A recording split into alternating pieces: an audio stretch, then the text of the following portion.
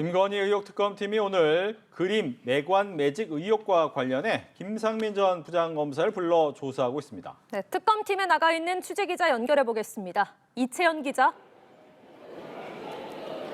네, 김상민 전 부장검사에 대한 피의자 조사는 오전 10시부터 현재까지 이어지고 있습니다. 김 전 검사는 특검에 출석하면서 특검 수사를 통해 유출되고 있는 많은 수사 정보가 오해와 억측에 기반하고 있는 것 같다며 상세히 소명하겠다 밝혔는데 조사 과정에서 혐의를 부인한 걸로 전해졌습니다.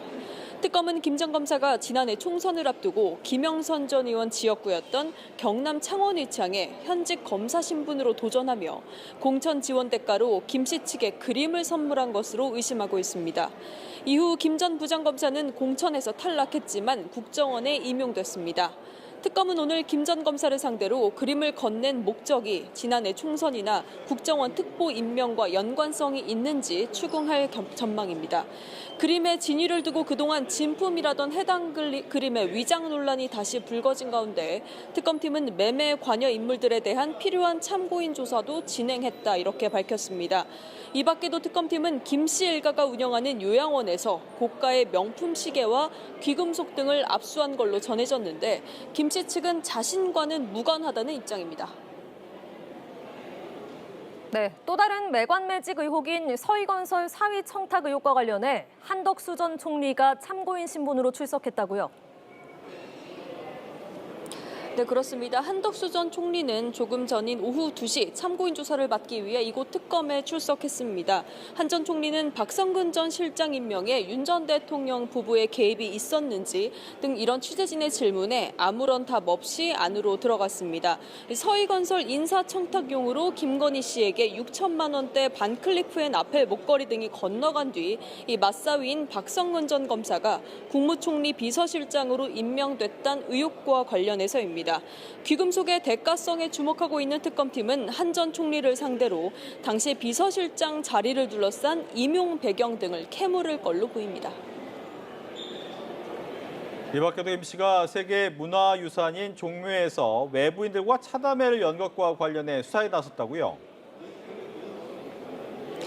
네, 그렇습니다. 특검팀은 세계 문화유산인 종묘를 김건희 씨가 사적으로 무단 이용했다는 의혹과 관련해 이번 주 금요일 유경옥 전 행정관을 불러 경위를 조사할 계획입니다.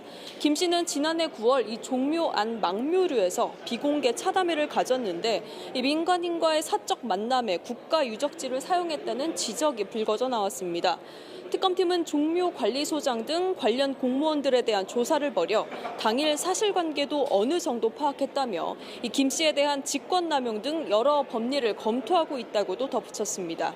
또 특검은 대통령실 의전 비서관의 자녀 학교폭력 무마 논란에 김 씨가 관여했다는 의혹과 관련해서도 부당 외압이 있었는지 들여다보기 위해 성남교육지원청으로부터 자료를 제출받는 등 내사에 착수했습니다.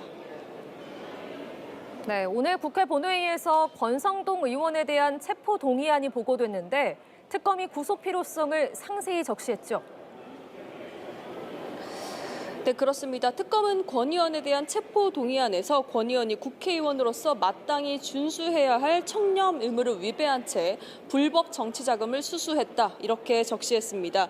이런 불법 정치자금 수수가 정치 권력과 종교단체가 결탁한 국정농단 사건의 발단이 됐다고도 했습니다.